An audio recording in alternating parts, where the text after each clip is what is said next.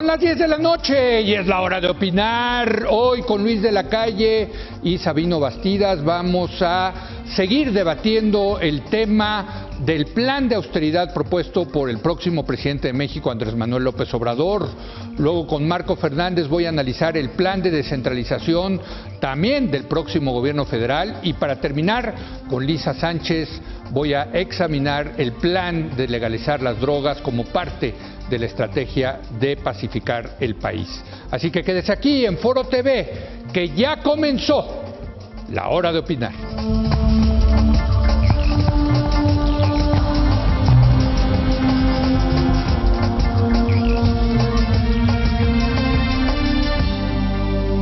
Muy buenas noches. A lo largo de esta semana hemos discutido este tema del plan de austeridad, los 50 puntos que presentó Andrés Manuel López Obrador. Vamos hoy a seguir con este asunto que desde luego va a dar para muchas mesas. Están con nosotros como todos los jueves Luis de la Calle. Luis, ¿cómo estás? Buenas noches. Y Sabino Bastidas. ¿Qué tal? Muy buenas noches, Luis, es un placer. Mi postura, lo que he dicho, a mí me gusta un plan de austeridad, me gusta un gobierno que nos cueste más barato, pero entiendo que la discusión es más compleja, vamos a ponerlo.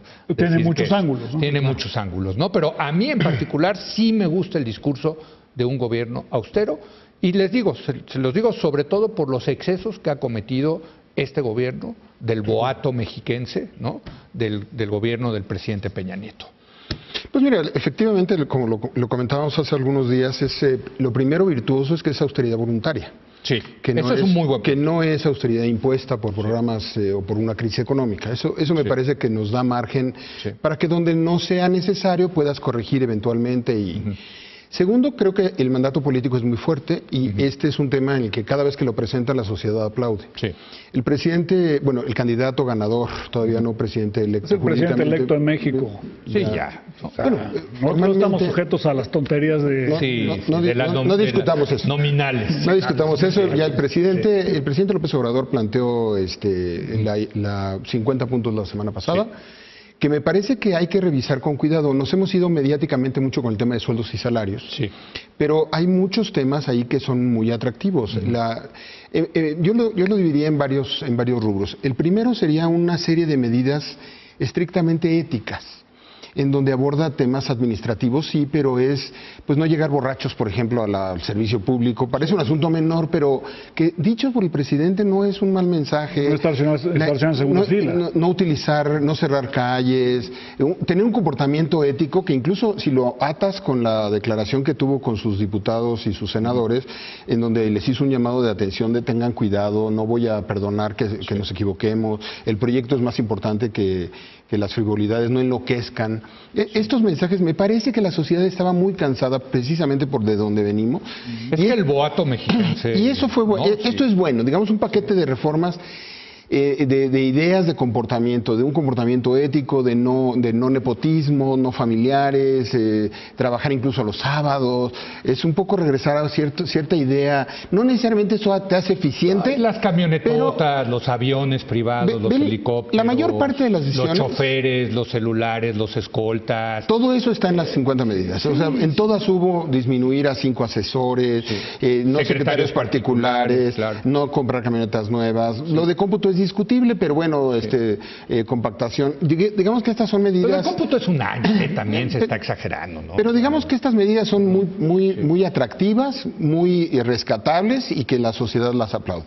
Luego entramos ya en las medidas administrativas propiamente. A ver, déjame que vaya Luis con un primer comentario. Luis, desde el punto de vista macro. O sea, el punto de vista macro creo que hay dos cosas. Una, un gobierno austero republicano es... extremadamente importante, bienvenido, creo que es una obligación de los gobiernos. Casi no deberían de proponerlo, deberían actuar austeramente. Y efectivamente debería ser parte de la cultura política. Debería ser parte de la cultura política. Se construye. Se construye. Y en México hemos tenido muchos excesos durante mucho tiempo y efectivamente qué bueno que se haga. Como también hay muchos excesos de comportamiento para reforma, para que pase un secretario de Estado.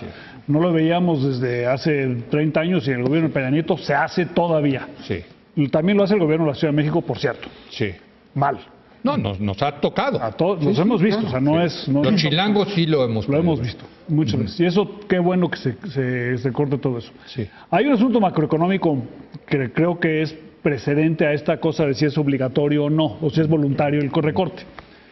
El equipo Andrés Manuel López Obrador quiere incrementar inversión pública sobre PIB a cerca de 5%, Sí. estamos en 3%, y quieren tener programas sociales muy ambiciosos en materia de jóvenes y adultos mayores, Correcto. sin incrementar un impuesto y sin deuda. incrementar la deuda y tener déficit. Sí.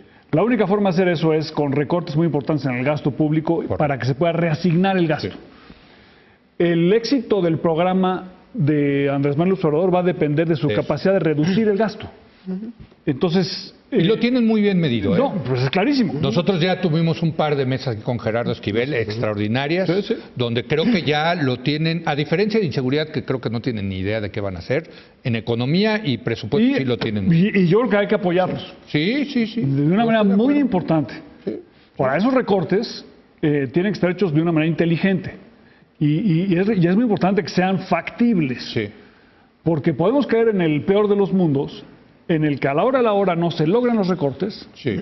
y entonces se tenga que escoger entre las promesas de campaña o la estabilidad macroeconómica. Hay una promesa que hizo Carlos Ursúa de que si ellos van viendo que no van a alcanzar el superávit primario, van a hacer más recortes. Se lo dijo a Carlos Loret. Bueno, La promesa está ahí. vamos a ver. La promesa está ahí. Si no cumple la promesa, tú lo sabes, ustedes lo saben, los mercados los van a castigar Bueno, durísimo. yo creo que eso es muy empezando por las importante. calificadoras, ¿no? Eso es muy importante. Entonces, sí hay, digamos, una agenda superior en el sentido de, Sí. no es solamente voluntario, o sea, es producto de un mandato Sí. de cambiar la asignación del gasto público, y estas cosas que son simbólicas te ayudan a encontrar el espacio para poder hacerlo. Ahora, si te equivocas en cómo lo haces, tanto porque cortas cosas que no debes cortar, o no logras cortar, entonces te empiezas a meter en problemas. Yo creo que también hay una claridad y una preocupación de gastar bien y en el tema de combate a la corrupción. Toda esta idea de la Fiscalía Anticorrupción que hemos estado manejando, que no es de él, pero es de toda la sociedad, da un margen de maniobra un poco mayor y creo que tiene razón la administración en suponer que ahí hay una bolsa grande de dinero. Yo creo que si te pones a revisar, el gobierno tiene mucha grasa. El gobierno creció en donde no debía crecer. Preguntas concretas. Tenemos el gasto más alto de la historia. A eso voy. Exactamente. 5.2 billones Si de tú pesos. tienes... 24% del PIB. A ver, Secretaría de Gobernación, que es la primera que ya nos presentaron. Sí. Teníamos 7 secretarios, ahora vamos a 7 tener... subsecretarios. Ahora tenemos 3 subsecretarios. ¿Cuántos secretarios y subsecretarios debe tener la administración? Cuando nos decían que el presupuesto no se podía tocar, ¿te acuerdas? Sí. Incluso el secretario de Hacienda, Videgaray, dijo, base cero. vamos a hacer base cero. Que fue una Pero, chorreada, pero intuitivamente... No se hizo nada. No se hizo nada. Intuitivamente Le tocaron, decía... creo que 200 mil millones de pesos. No, se incrementó el gasto ese año. Pero intuitivamente decía, hay que revisarlo todo. Sí. Y una nueva administración con este empuje sí trae la idea de revisarlo todo. Y yo creo que sí se puede revisar todo. No, sí, es súper importante. No solamente se puede, se debe. Y si no lo haces ahora, o sea, si cometen el error que cometió Enrique Peña Nieto y Videgaray en 2012, de anunciar que iban a tener un presupuesto inercial, Sí. el año siguiente ya no lo puedes corregir. Porque tienes todos los grupos de interés que se defienden. Y no solamente eso, sino que hay 2 rubros muy importantes en el presupuesto que están creciendo, que son pensiones y la deuda. Porque la deuda... El servicio de la deuda. El servicio de la deuda, pues porque están subiendo las tasas de interés. Sí, ¿no? y por el tipo de cambio. Así es. Pero entonces lo que dice Sabine no es cierto. O sea, lo que tienes que hacer es revisar todo Sí. y tienes que hacerlo hoy. Yo creo que se han equivocado comunicacionalmente al anunciar con demasiada anticipación los cambios. Maquiavelo lo decía muy claramente. Si vas a infligir dolor, hazlo rápido. No, pero fíjate O sea, una porque cosa. si A tú ver, empiezas no. con 5 meses de anticipación, sí, A voy ver, cortar van los esto. intereses, los intereses. Además, tienen 5 meses para defender. Comenzando por también- cierto, por los sindicatos de la todo burocracia, mundo. ¿no? A ver, pero hay un incentivo. Yo al contrario, yo políticamente veo una genialidad en la decisión. ¿Por qué? Porque una administración saliente siempre está sujeta a estrés en todo el mundo. El primer estrés de una administración saliente, hablemos de esta administración saliente, hay un gran estrés producto de la incertidumbre laboral. El servidor público no sabe a dónde se va a ir a trabajar, si lo van a ratificar o no, y qué va a ser de su futuro. Segundo, hay un estrés de trabajo porque la entrega es, quienes la han vivido sabemos que es un tema mayor, y estresa mucho. Y además el estrés de saber que se va a revisar la corrupción y que un error administrativo puede convertirse en un escándalo público. Eso no me político. queda claro, eso tercero, de que se va a revisar la corrupción. Yo sí creo. La promesa es al revés, que va a haber borrón y cuenta nueva. Cuando cada funcionario vaya llegando, hasta por responsabilidad propia, cuando tú llegas a la hora de tu pero si la instrucción es de arriba, de que ya ni le muevan. Pero supuestamente hay que priorizar cuáles. Pero sí, eso es lo que nos dijo Sabino. Y además, sí estoy convencido de que el aparato tiene que ir priorizando sus batallas, pero cuando vayas revisando, no sabes a quién le va a tocar. Y ese proceso está estresando a la administración. ¿Cuál fue la idea de esta reducción de salarios y anunciar todas estas medidas? De facto, el presidente electo ya tomó control de la administración sin haber entrado a la administración. Ya toda la administración está disciplinada, esperando la llegada de los nuevos, poco a poco está encontrando a sus interlocutores. No, como quiera que sea, en este momento el debate en las administraciones públicas, incluso en el Poder Judicial, que no le toca el 127 y que habría que reformarlo, en este momento las discusiones son salariales. Y la discusión es del futuro y qué va a pasar. Déjame preguntar en ese sentido. El anuncio tiene una virtud política. Las administraciones son muy tercas. Acuérdate cómo capturaron a Fox. Fox es un buen ejemplo. Bueno, ese es el punto. Si no lo haces bien, corres el riesgo que no puedas hacerlo. Por eso. Y si no lo puedes hacer, entonces tienes que escoger. Tú no podías dejar más 5 deuda meses o menos. Sí, eso es una medida macro. Pero oye, el tema de gobernabilidad de la burocracia. Si tú dejabas 5 meses a la burocracia operar a su gas, en lo que tú recibes, tú técnicamente recibes del gobierno, firmas el 1 de diciembre. Entonces, son 5 meses en donde hay mucha ingeniería probable, hay muchos temas, y en este momento el presidente electo, no está ocurriendo. el presidente sobre todo con la promesa de que va a haber impunidad para este gobierno. Pero precisamente se han de estar robando hasta los lápices. No, pero en este momento el anuncio ya tiene un efecto. Yo creo ahora, que hay un efecto político. Déjenme, porque sí quiero tratar este tema, parte importante, y ahí se ha dado la discusión, es en el tema de los sueldos y salarios, bajar a la mitad los sueldos y salarios del presidente, luego habrá menos, ¿no? O sea, se compactarán las diferencias. Ahí mi postura es, yo creo que está bien que se bajen los sueldos, pero sí tiene que hacer el gobierno un mapa de riesgo de ciertas áreas que son estratégicas para el Estado mexicano, donde no se puede llevar a cabo ese recorte. Algunas áreas de Hacienda, algunas comisiones, como la Comisión de Hidrocarburos, la CRE, la de Telecomunicaciones, la de Competencia Económica, el Banco de México, el SAT, en fin, creo que sí se puede hacer un mapeo, el equipo negociador del Tratado de Libre Comercio. Son unos técnicos de maravilla que si tú les bajas tremendo su sueldo, se te van a ir. Y es una pérdida importantísima para el Estado mexicano, Luis. No, ya vimos las consecuencias de tener gente poco preparada en aeronáutica civil. Se cayó un avión en Cuba, probablemente porque la DGAC no hizo bien su trabajo. De México. México. Sí, porque era un avión mexicano. Ya le pagabas lo que le pagabas, ¿no? No, bueno, pero el punto es que si tú no tienes el capital humano que se requiere para manejar el tráfico aéreo, estoy de acuerdo, y no les pagas lo que se les debe pagar, vamos a tener un problema, que nos van a quitar la certificación. Sí. Y lo mismo va a suceder en el manejo de la deuda, en las negociaciones comerciales internacionales y en muchos otros temas. Pero se puede hacer ese mapeo. Pero yo creo que hay que a ver, separar. aquí el tema Sí, es, claro, hay que ¿lo separar. haces a un rasero y todos bajan? ¿O si lo haces con un poco de más complejidad diciendo, a ver, acá no lo puedo hacer? Yo creo que son dos cosas. Una es, ha habido un crecimiento excesivo de la alta burocracia en términos per cápita. 100%. Sin duda. Sí. Sí. Se pueden cerrar algunas subsecretarías. Muchísimas. Sí. Muchísimas, no estoy seguro. Bueno, la mitad en gobernación salió, la mitad ya. Bueno, pero en gobernación la van a partir en dos. Entonces es un poco trampa la contabilidad, porque se le vas a quitar la seguridad pública, ¿no? Yo creo que pero se puede quitar la grasa. Sí, se puede quitar. Sin duda se puede quitar la grasa y hay que hacerlo. Sí. Recortar los salarios de los funcionarios públicos de alto nivel, como regla general, a mí me parece una muy mala idea. ¿Por qué? ¿Por qué no, Luis? A ver, yo creo que hay unos que sí se justifican. Hay algunos que sí se justifican. Por eso, y hay otros que dicen, por ejemplo, oye, no les toques ahí. La Comisión Federal de Competencia Económica. Sí. Eran 5 comisionados. Sí. Por razones políticas, incrementó a 7. Totalmente innecesario. Bueno, lo mismo hicieron en el INE.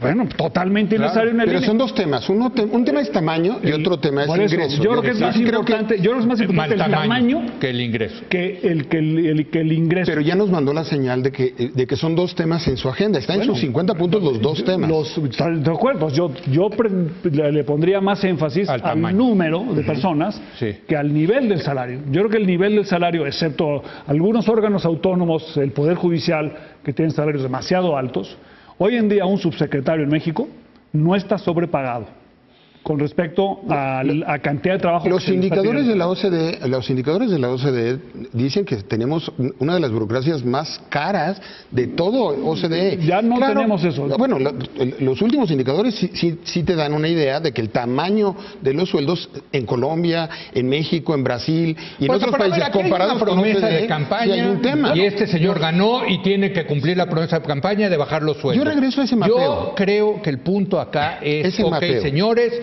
se bajan los sueldos, pero sí, por favor, de verdad, hay que ser muy enfáticos de que hay que cuidar ciertas áreas de la administración pública que no le puedes aplicar ese rasero. Ese es mi punto. Yo creo que no son pocas.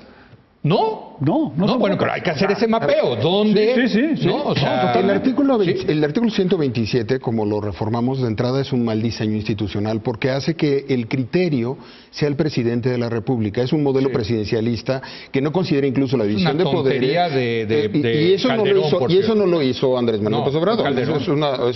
Pero no es reglamentaria. Es una mala idea. Pero ya está en la Constitución algo. Sí, es correcto. O sea, hay que regresar a la Constitución para modificar algunas cosas. Porque, por ejemplo, es increíble que esté en la Constitución. Está el tema pero digo, son de los temas muy sensibles en México y vamos a tener que regresar a la Constitución, por ejemplo, para la Suprema Corte de Justicia. O sea, el tema de reducir los salarios para la Suprema Corte de Justicia al nivel del presidente hoy con el 127 es un tema que no es posible. No. Necesitaríamos reformar el 127 para incluir a la Corte, incluir otros poderes de manera voluntaria. Los autónomos sí están en el 127, en la fracción segunda. Sí quedaron ahí. Es que dice todos los funcionarios públicos. No, vienen las menciones y ahí vienen los autónomos, no viene el Poder Judicial. Pero esa reforma, por ejemplo, es que yo creo que la pista está en tu argumentación. Tenemos que separar los distintos niveles de la administración. Yo diría, el primer nivel de la administración pública es en el Ejecutivo Federal. ¿Qué puedes hacer en el Ejecutivo? El rasero ahí de los 108,000 me parece sensato en el Ejecutivo Federal, nada más, sin considerar autónomos y otros órganos, ni Banco de México. Nos queda 1 minuto y medio. No, pues ya no vayamos concluyendo, ¿no? Yo difiero, perdón, pero acá también se acaban las cosas. Hay escasez acá, pero 30 segundos. Yo difiero, o sea, obviamente a los funcionarios públicos no hay que pagarles mucho, pero hay que pagarles dignamente para que tengamos los profesionales que el país necesita. ¿Pero cuál es ese criterio? Bueno, eso es difícil. El ingreso, pero es que hay un criterio que es la encuesta ingreso-gasto de este país, en donde tienes un ingreso medio trimestral de 48,000 pesos. Con 48,000 el ingreso pesos más alto, no trimestral, el ingreso más alto, el decil más alto de ingreso son 168,000 pesos. Eso supone que esa encuesta funciona, que no funciona. Pero si nosotros tenemos subsecretarios. Tienes criterios del INEGI. 48,000 pesos. Te voy a hacer una predicción. El gobierno se va a colapsar. Y Andrés Manuel López Obrador y su equipo se dan un balazo en el pie. Eso es apocalíptico. Eso es apocalíptico. A ver, si bajas si pagamos como el 10º decil de la encuesta ingreso-gasto. Pero son criterios distintos. Yo separaría. Yo creo que necesitamos un Poder Judicial muy bien pagado y hay que discutir cómo debe ser. Autónomos muy bien pagados y ese es otro tema. Y el Ejecutivo, creo que una reducción no es un mal tema. Creo que hay que separar con la partes reducción. técnicas. Es una cosa nomás de hasta dónde la reducción. Si tú empiezas con 108,000 pesos para el presidente de la República, la reducción es desmesurada. No, pero lo que han dicho ahí es que van a comprimir, digamos. Ya no va a haber tanta diferencia entre un director de área y el presidente de la República. Es que las distancias todavía son muy grandes. Todo eso está por verse, pero eso implica recortes muy importantes al día de hoy. O sea, al día de hoy un subsecretario... Prefiero menos bien pagados. Yo prefiero menos bien pagados. Ese es el objetivo. Bueno, ya nos tenemos que ir. Estuvo muy bueno, perdón, este debate. Gracias, Sabino. Gracias. Luis. Ahora